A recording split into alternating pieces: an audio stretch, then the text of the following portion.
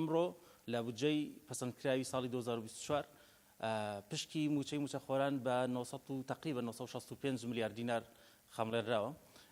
ئەمە بۆ ئێستا مشکلە نییە کاک پێشەوە، ڕەنگە بەشی موچەی فەرمانبەران بکە، بەڵام بۆ داهاتوو لە ئەگەری پلە بەرزکردنەوە و هاوتاکردنەوەی موچەی خاننشینان بە لەگەڵ ئەوانەی عێراق وەکو یەکی لێبێ، ئەمە دواتر کێشە ئەو بڕە بەرزە بێتەوە، کێشە دروستەکە. ئێوە چۆن ئامادەکاریەکەن لە داهاتوو ئەم کێشەیە چارەسەرکەن؟ پرسیارێکی دیکەم ئەوەیە تاوەکو ئێستا موچەی خاننشینانی سەربازی دابەش نەکراوە، ئێوە لەگەڵ بەغدا هیچتان پێوتراوە بۆچی دابەش نەکراوە، بۆچی کەی دابەشەکرێ؟ پرسیارێکی دیکەم ئەوەیە لە ساڵی ڕابردوو 3 موچە دابەش نەکراوە.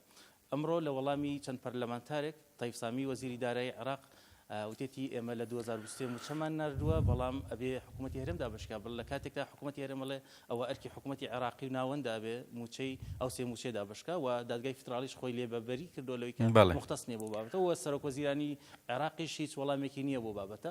حکوومەتی هەرێم چۆن مامەڵاکە، چۆن ئەو 3 موچێ دەگەڕێتەوە بۆ موچەخۆرانی هەرێمی کوردستان؟ سواس.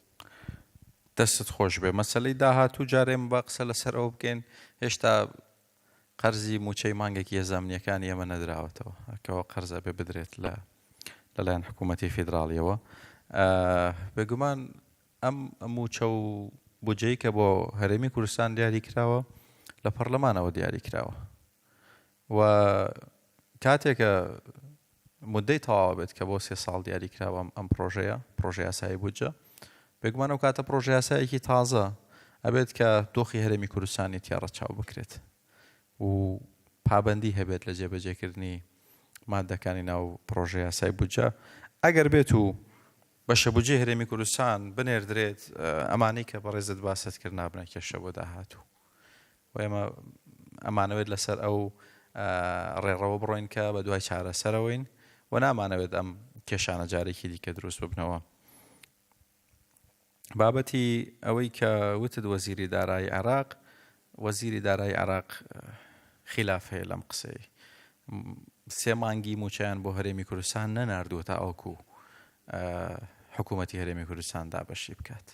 ئەمە لە کۆڵخۆکردنەوەیە و خۆ دزینەوەیە لەو مەسئولیەتێکە لە سەر شانیانە لە خواردنی موچەی 3 مانگی فەرمانبەرانی هەرێمی کوردستان.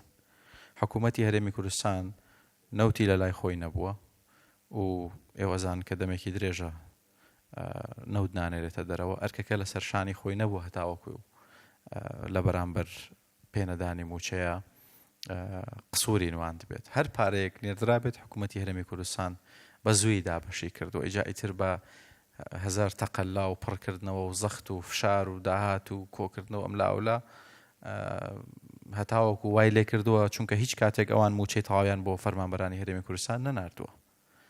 خۆ بە بەناردنی ئەو بڕۆژکە ناردویانە فشارەکەیان هەر دروست کردو بۆ سەر حکوومەتی هەرێمی کوردستان و خەڵکی کوردستان، بەڵام هەر جۆرێک بۆ ئێمە پڕمان کردوێتەوە. و ئەو 3 مانگەش ئەتوانم بڵێم کە غەدرێکی زۆر وازح بوو لە فەرمانبەرانی هەرێمی کوردستانیان کرد، و ئێمە داوای ئەم حەقەمان کردووە، بەداخەوە دادگا خۆی لێبێبەری کرد و خۆی لێهێنایە دەرەوە.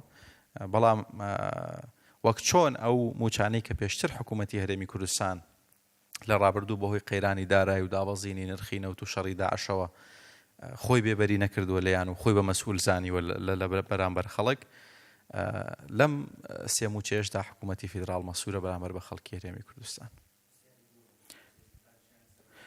ئەمە کێشەیەکی بچووکە چارەسەرە بێت، بەڵێ حکوومەتی هەرێمی کوردستان لەسەر خەتە لەگەڵ وەزارەتی دارایی حکوومەتی فیدراڵ بۆ چارەسەرکردنی.